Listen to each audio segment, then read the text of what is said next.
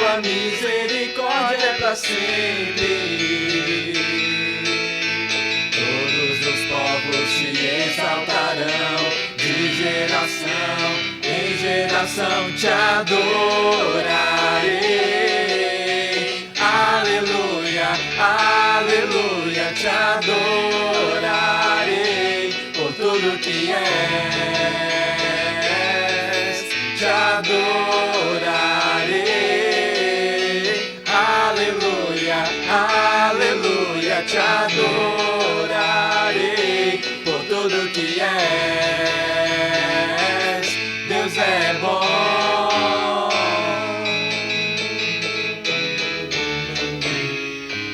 Deus é bom o tempo todo, e o tempo todo. Deus é bom, Deus é bom o tempo todo, e o tempo todo. Deus é bom. Todos os povos te exaltarão, de geração em geração te adorarei. Aleluia, aleluia, te adorarei por tudo que és, te adorarei.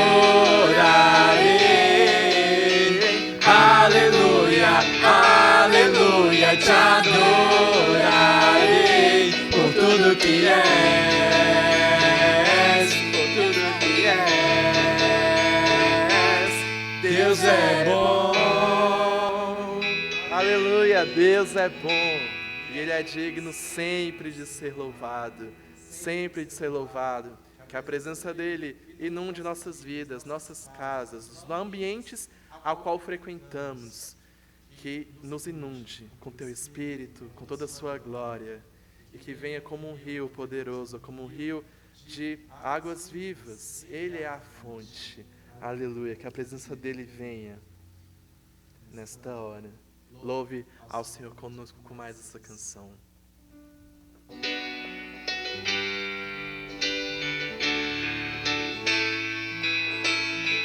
Precisamos de Ti, Senhor.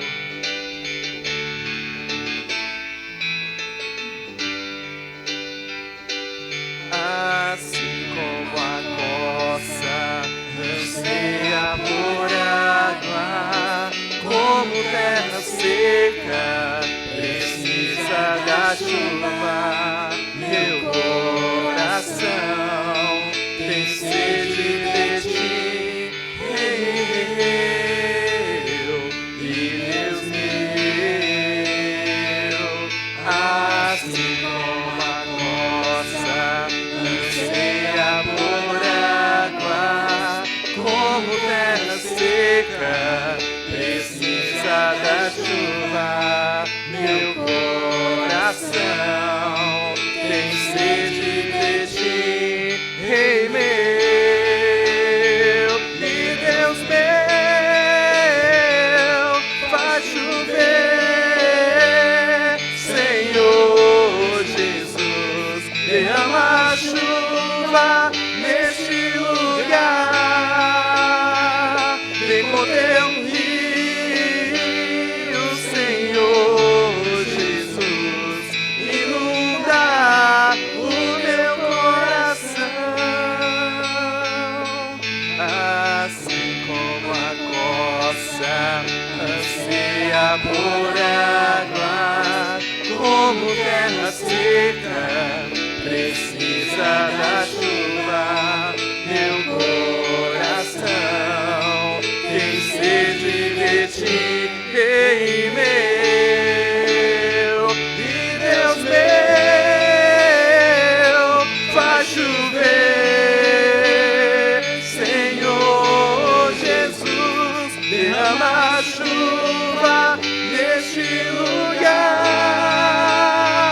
Vem com Teu rio, Senhor.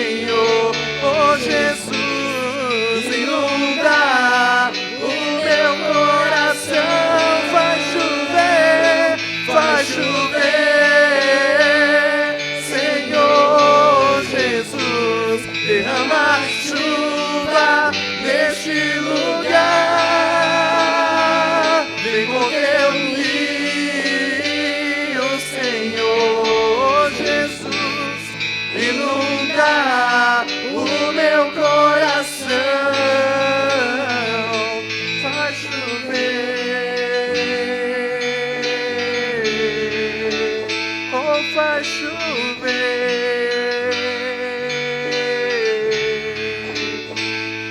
faz chover,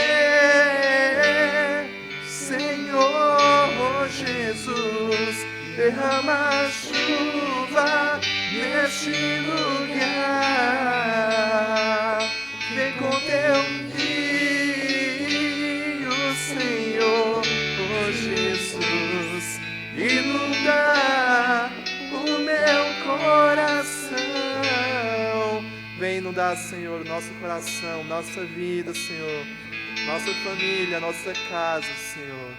Vem inundar com as tuas águas, com a tua presença. Amém. Aleluia.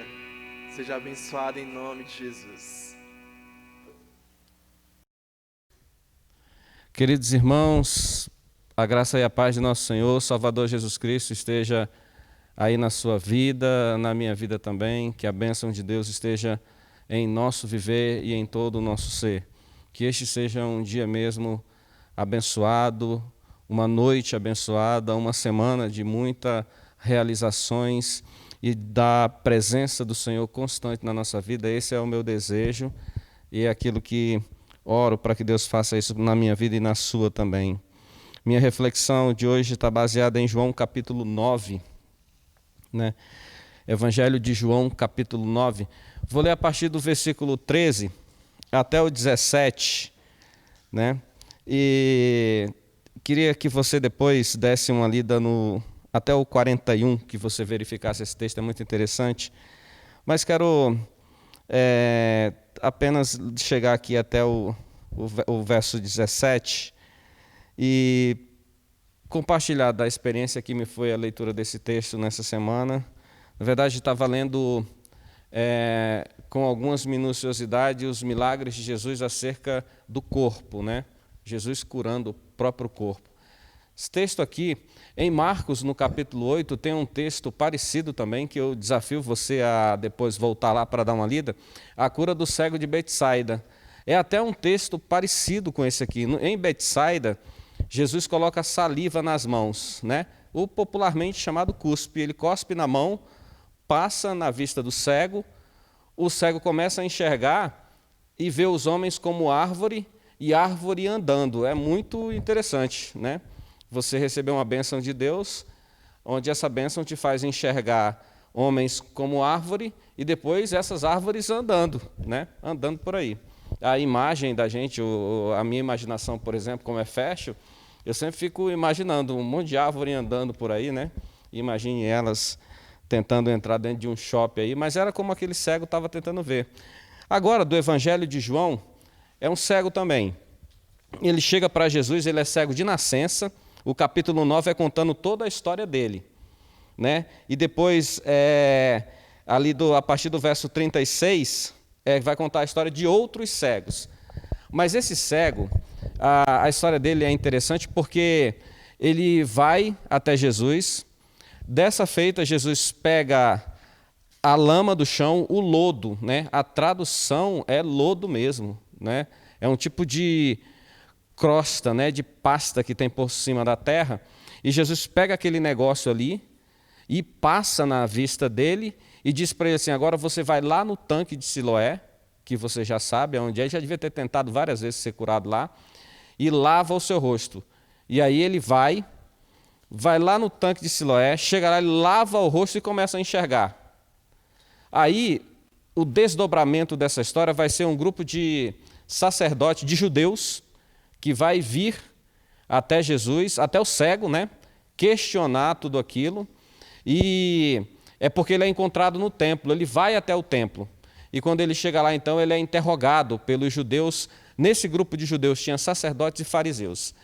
Os judeus questionam ele por 2 vezes o que aconteceu. E ele conta. Depois que ele conta, eles dizem que Jesus não pode ser o Cristo porque ele não respeita a lei, que ele é pecador. Ele não cumpre o sábado.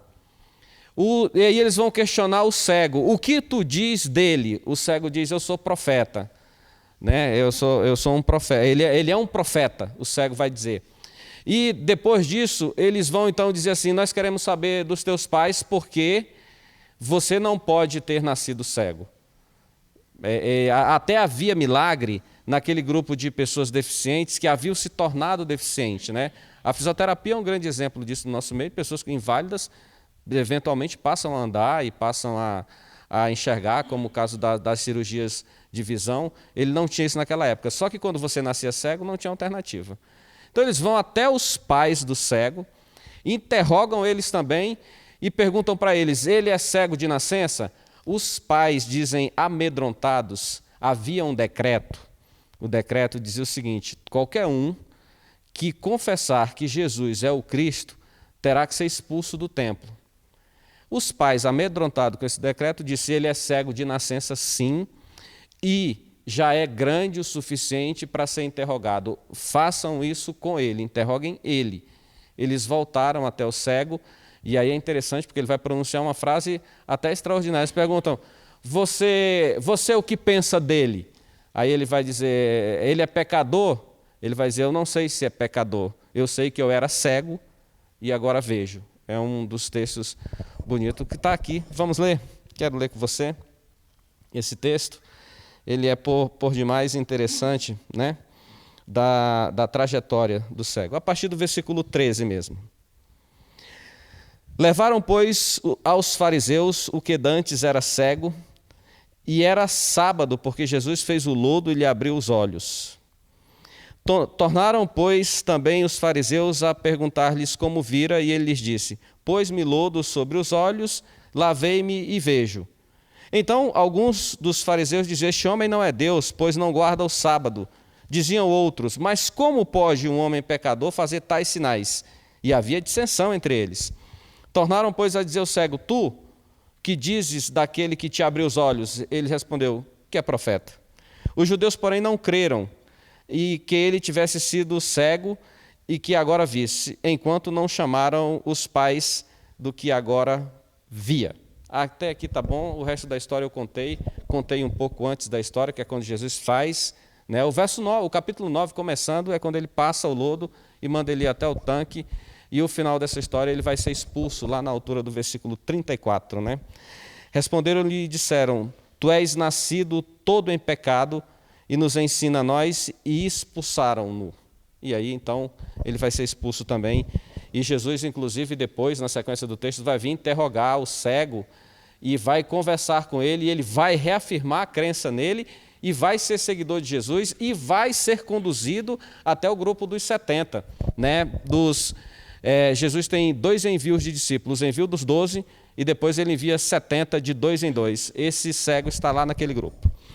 Muito bem, meus irmãos, feito essa etapa, queria orar com você e pedir a Deus que aplique em nosso coração a sua palavra. Bondoso Deus, nos ajuda na compreensão da tua palavra e aplica ela às nossas vidas, para que possamos vivenciar e experimentar a tua bênção todos os dias, em nome de Jesus. Amém e amém.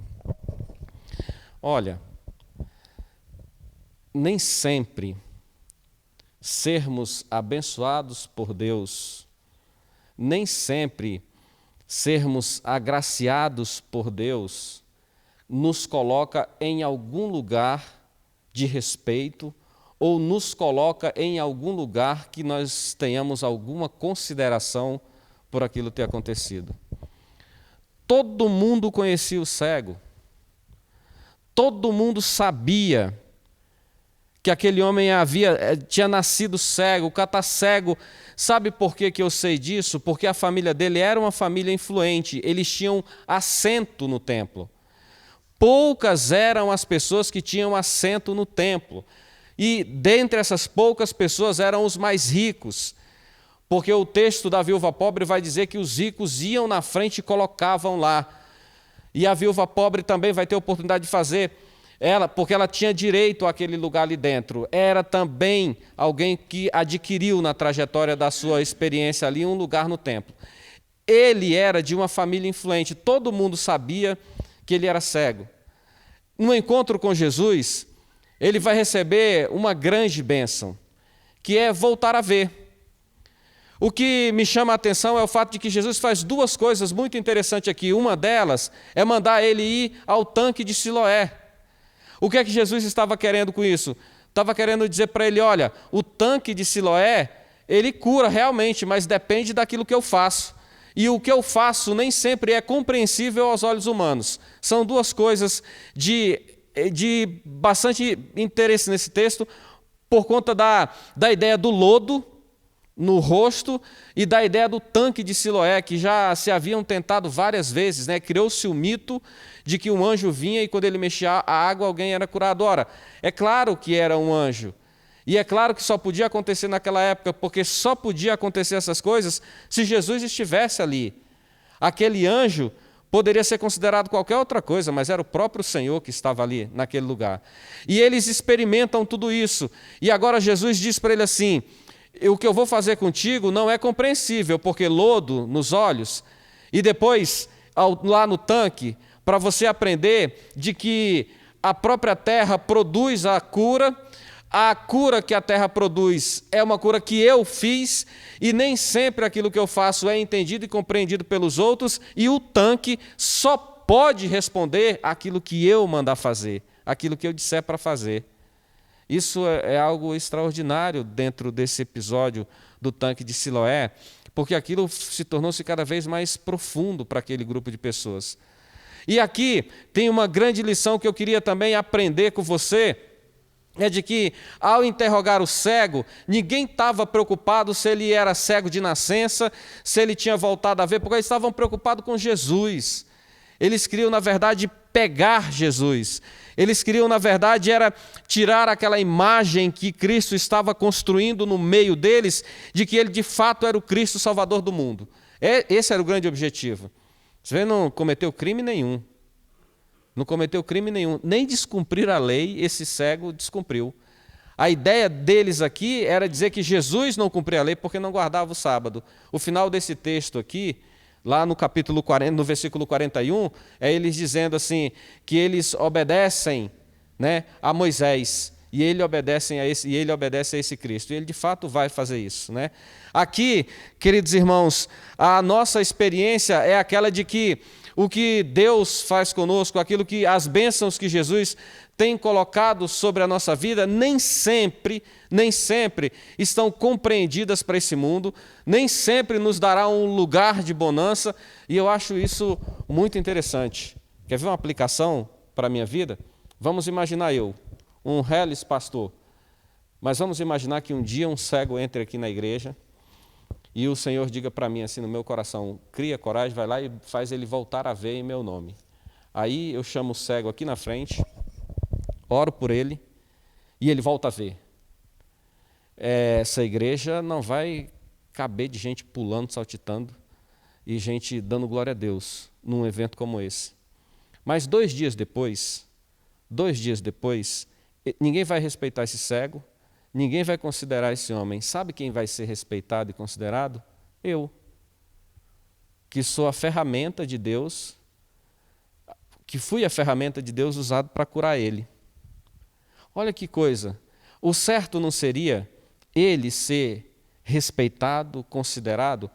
Porque você há de convir que um privilégio de você receber uma bênção de Deus é muito grande.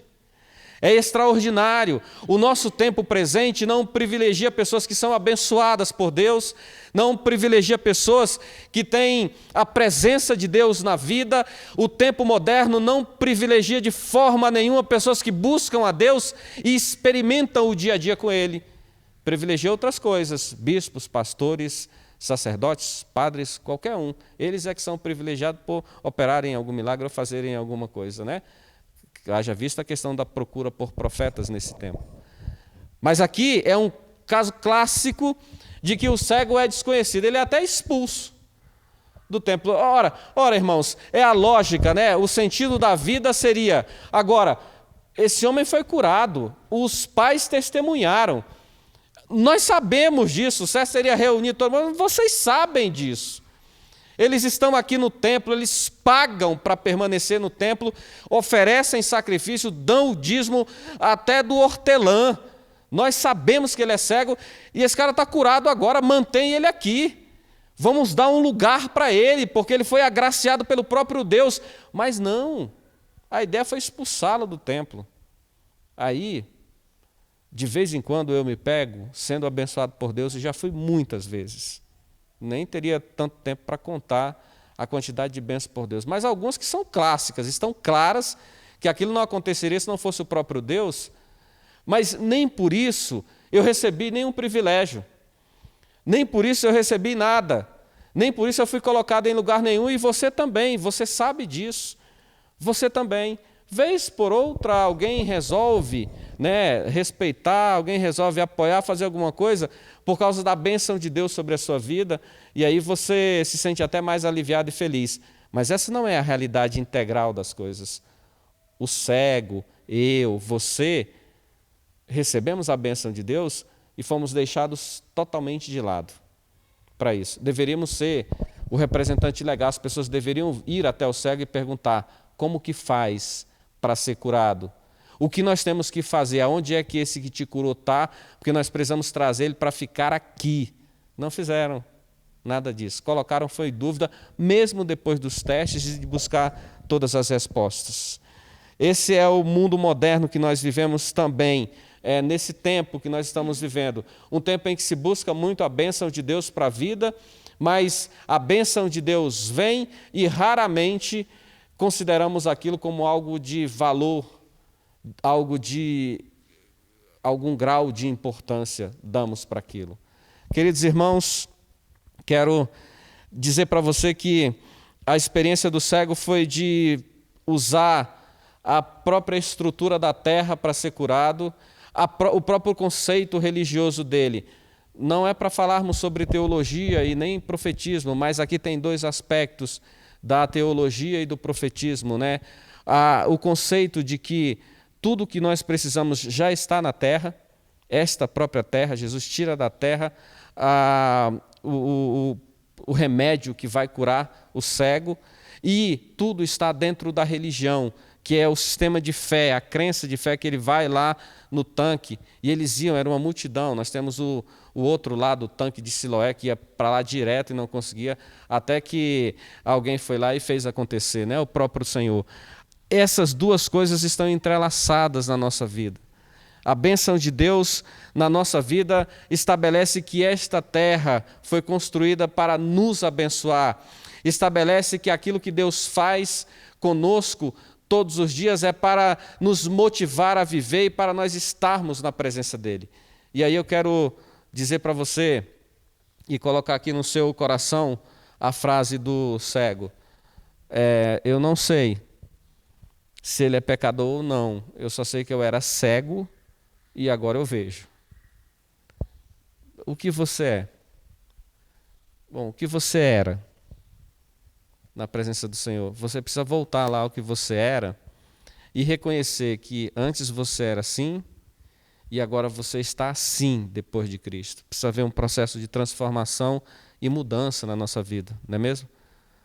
O que nós éramos antes de Cristo e o que nós somos agora, depois de Cristo. Esse é um fator fundamental para a nossa experiência de vida e para o nosso viver diário.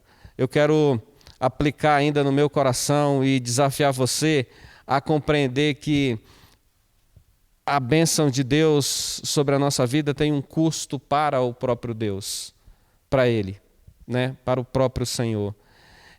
Não era só Jesus que tinha o privilégio, ou não era só Jesus que sofria quando operava um milagre. Os profetas também, os apóstolos também, e os reis do passado que serviam ao Senhor também enfrentavam esse tipo de coisa.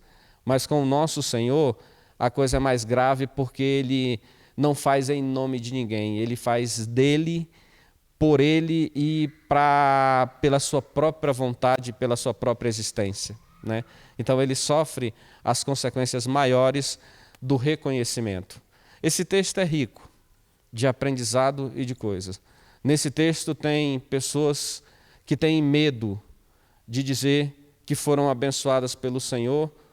Nesse texto tem pessoas que estão negando, mesmo vendo o milagre acontecer, estão negando. Nesse texto tem pessoas que até acham que pode ter sido Jesus, mas não tem convicção de que foi ele, é uma maravilha de texto. E eu te desafio a sentar nele e pegar todos os pontos de aplicação para a vida que tem e aplicar para a sua vida também, para que possamos crescer e amadurecer com a nossa vida diante do Senhor. Quero te convidar a orar comigo, a colocar sua vida aí diante de Deus, a aplicar no seu coração essa palavra maravilhosa, extraordinária, até o versículo 41, né, quando Jesus se encontra depois com o cego e desafia ele a crer, né? Tu crê em mim? Tu crê em mim? E ele, creio. Ele acaba se tornando um dos discípulos de Jesus, né? Um daqueles que são enviados para a missão. Feche aí os seus olhos, por favor, vamos orar. Vamos agradecer a Deus por sua palavra. E vamos glorificar o nome do Senhor, porque Ele nos escolheu, nos deu o privilégio de estarmos com Ele. Querido Deus, louvado é o Teu nome em todo o tempo. Tu és maravilhoso, Tu és bondoso. E nós chegamos aqui, ó Deus, nesse momento, com a Tua palavra diante de nós e os grandes milagres de Jesus e as grandes bênçãos do Senhor para a vida de cada um de nós. Abençoa, Senhor, a vida do meu irmão, da minha irmã. Abençoa a vida daqueles que precisam do Senhor. Os que estão enfermos sejam curados em nome de Jesus. Sejam curados em nome de Jesus, Pai. Aqueles que estão enfraquecidos na fé sejam revitalizados pelo Teu poder e pela Tua graça, Senhor. Abençoe a cada um de nós que estamos aqui hoje, ó Deus, usufruindo do tempo com o Senhor e da perspectiva de ver o Teu milagre acontecer na nossa vida, em nome de Jesus, em nome de Jesus. Querido irmão, querida irmã, que o Senhor te abençoe, viu? Que a bênção do Senhor esteja sobre a tua vida e sobre a tua casa todos os dias, em nome de Jesus. Amém e amém.